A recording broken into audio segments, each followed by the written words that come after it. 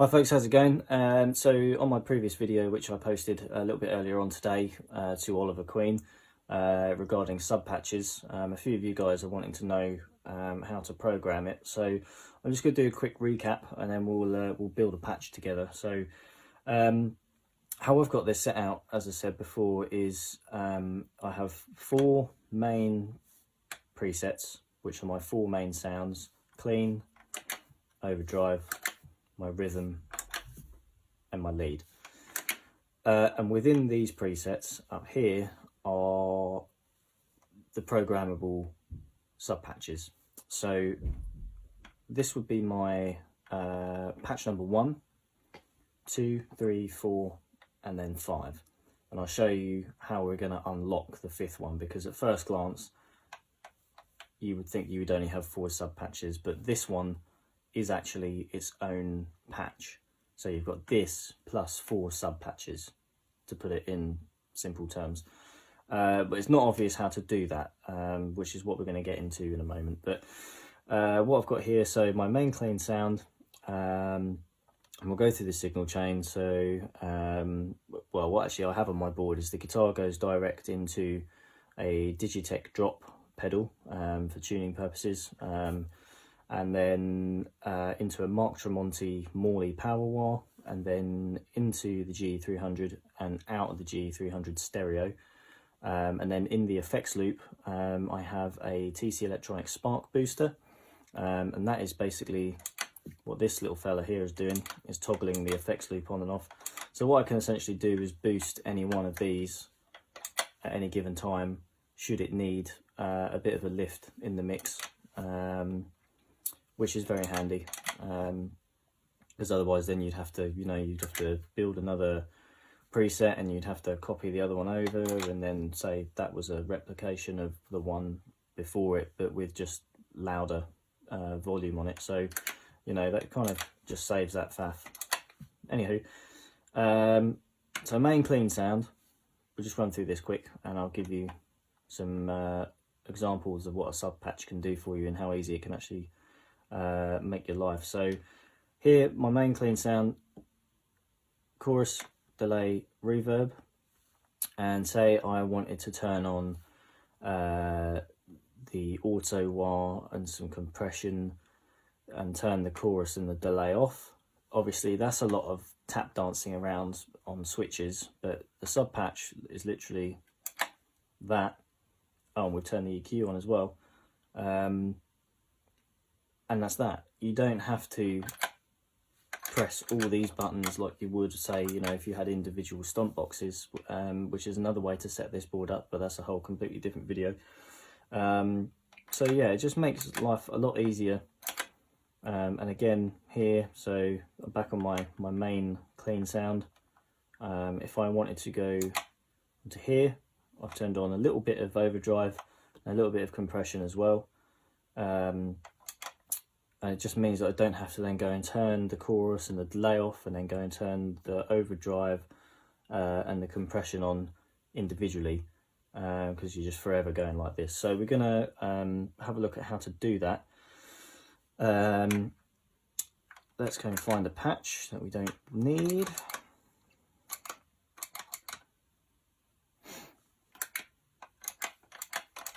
Perfect.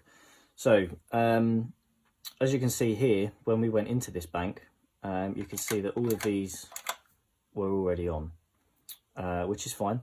But obviously, if you want to turn them off, as I said before, you are going to be doing this throughout the course of your gig, and you don't really want to be having to do that when you've, especially when you've got some quite intricate parts to play like I normally have to.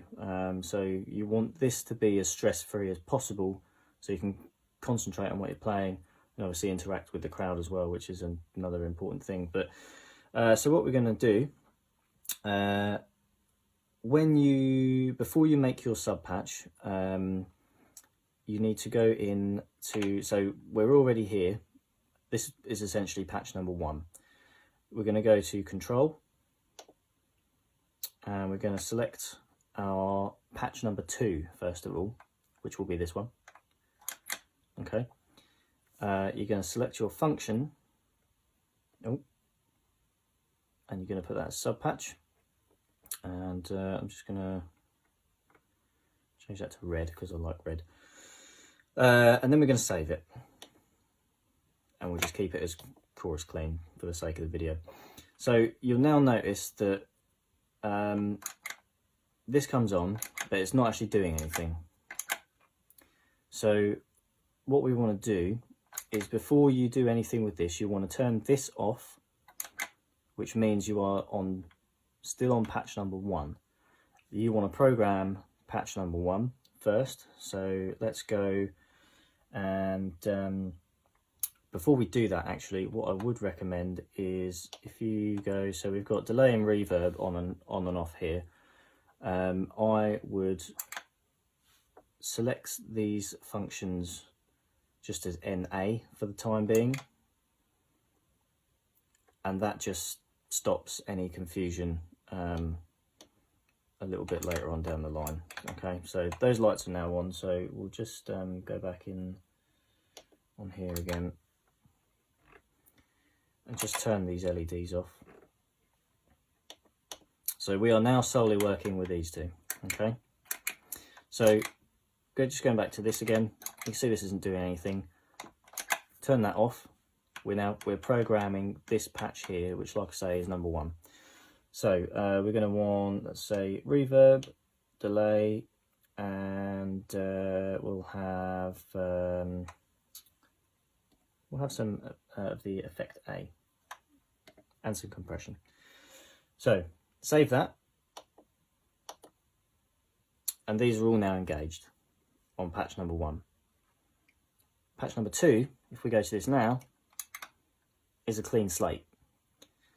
So now, for example, say if we still wanted the reverb, we still wanted the compression, and we still wanted,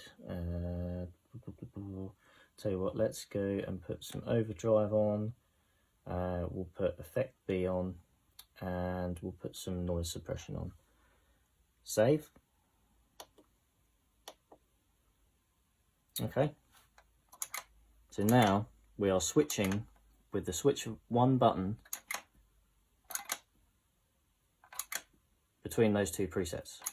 So patch number 1, patch number 2, and then obviously you would go and repeat that process throughout, which we'll do on this one now. So go control, and we'll go with let's go with white. Function, Subpatch, save.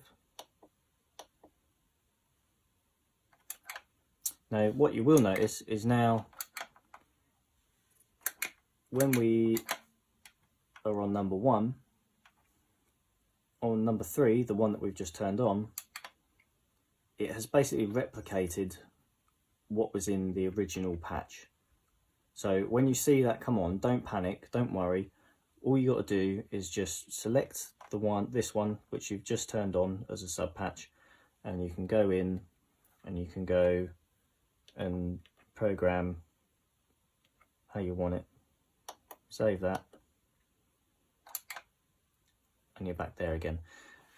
So the other thing that I will say with sub patches, which really confused me when I first worked out how to do this, was whenever you hit save, it will automatically keep this one on, or whichever one of these is illuminated, so that when you return, say from B to A, it will be on, which is not what you want. You want these to be off, so make sure all of these are off. Save it, and there you go. So this one will essentially be your main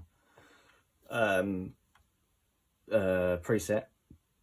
Depends what you're after. I mean, in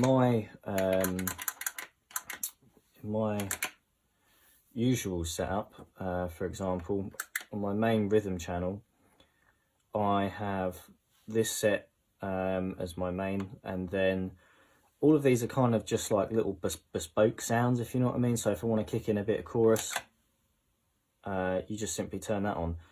If I have a guitar part which I need to go back to, say from here, and I need to go into my rhythm but have the chorus on straight away, that doesn't happen. You have to press that and then this, or and you kind of have to do this on the fly during the course of the show.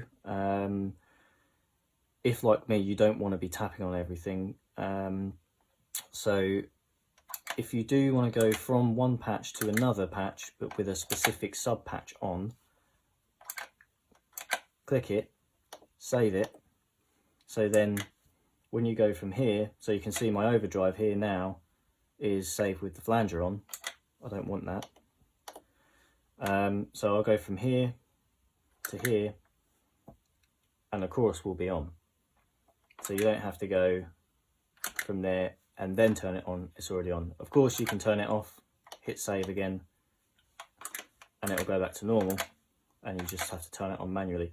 And that is pretty much sub patches. Once you get your head around how to actually do it, it's very easy to do, and it's really handy.